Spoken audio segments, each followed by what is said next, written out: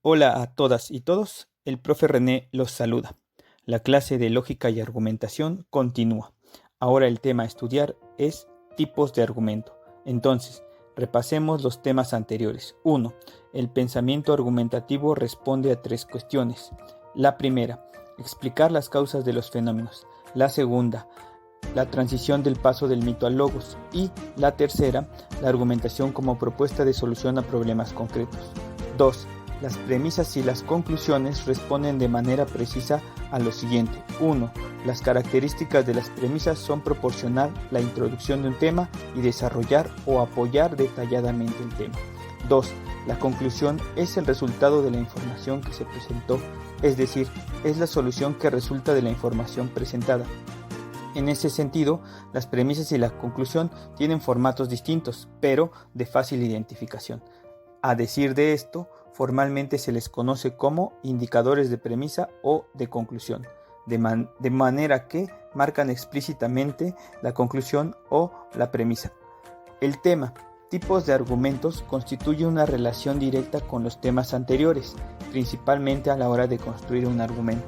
Las premisas son las que precisan el tema, pues aportan el sustento, las razones, las bases, las hipótesis, entre otras, que ordenadamente constituyen un argumento. Por otro lado, la conclusión, a partir de la información presentada, se centra en la obtención de un resultado que permite determinar si las premisas se ligan directamente a la conclusión. En el lenguaje lógico se dice que se implican o derivan las unas de las otras. El resultado depende enteramente de las premisas. Es decir, si las premisas no presentan información suficiente, entonces la resolución a la que se llega no es del todo clara. La búsqueda de fuentes de información sobre tipos de argumento es vasta, pues nos encontraremos con infinidad de páginas web, blogs, videos, PDFs, que realizan clasificaciones especializadas sobre el tema o explican generalidades de distintos argumentos. No obstante, el tipo de argumentos que se analizan en la asignatura de lógica y argumentación son 1. Argumento deductivo. 2. Argumento inductivo. 3. Argumento analógico. Podemos afirmar que cada uno especifica una posición central y una solución concreta que guía el uso de los mismos en distintas áreas del saber, como filosofía, lógica, matemática, química, psicología, entre otros. La deducción formula una posición general que engloba el todo y que lleva a una solución particular. Dicho de otra forma, el argumento deductivo expone en sus premisas la universalidad para concluir en algo particular. Es decir, a manera de ilustrar esto, notamos que se habla de una ley universal que se aplica a un caso particular, tomando como resultado que la conclusión es obligatoria. Las ciencias formales como la lógica y la matemática los usan para ilustrar una verdad necesaria. Podemos analizar un ejemplo que ilustra lo anterior. Premisa 1. Todo plumífero es pato. Premisa 2. Loki es plumífero. Conclusión: Loki es pato. A primera vista, podemos afirmar que ambos argumentos nos obligan a concluir o solucionar el problema, haciendo uso de la eliminación de términos semejantes.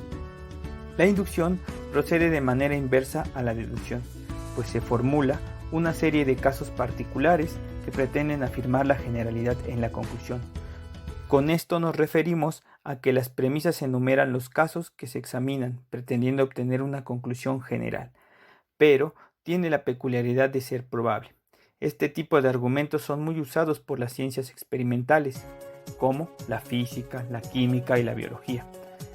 En el caso de los argumentos inductivos, la generalidad de la conclusión busca ir más allá de las premisas.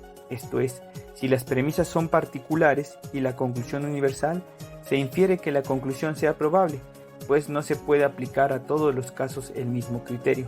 Lo anterior se puede notar en el siguiente ejemplo. En el ejemplo, del cual observamos dos cosas. 1. La enumeración de los tres casos distintos. Y 2. La conclusión que engloba el todo, pero de manera probable. Esto se aprecia en las premisas y sus características sobre la inducción. La revisión de los argumentos deductivos e inductivos nos proporciona el panorama de aplicación de la ley deductiva y la ley inductiva. Además, crea el enlace entre los temas ya revisados. En ese sentido, continuamos con el análisis del argumento analógico. Si bien el término de analogía es de fácil comprensión, pues a partir de una analogía se infiere una comparación directa. Visto de esa manera, la analogía dentro del argumento produce, por decirlo así, la comparación general y particular que se puede esperar al obtener una conclusión. En el argumento analógico,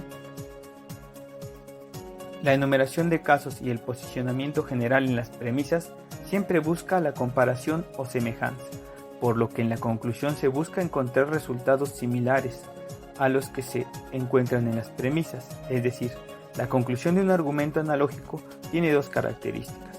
1. La conclusión es probable tomando en cuenta la inducción. Y 2. La conclusión puede ser obligatoria basándose en la deducción. Por tal motivo, diremos que el argumento analógico es la función de los dos argumentos anteriores. Dicho de otro modo, el ejemplo que ilustra mejor lo que se dijo es el siguiente. En el ejemplo, notamos tres aspectos relevantes. 1. Enumerar casos, principio inductivo. 2. Concluir obligadamente con la comparación, principio deductivo. Y 3. La probabilidad de que se cumpla o no con lo dicho. De manera que el tema de tipos de argumentos concluye aquí.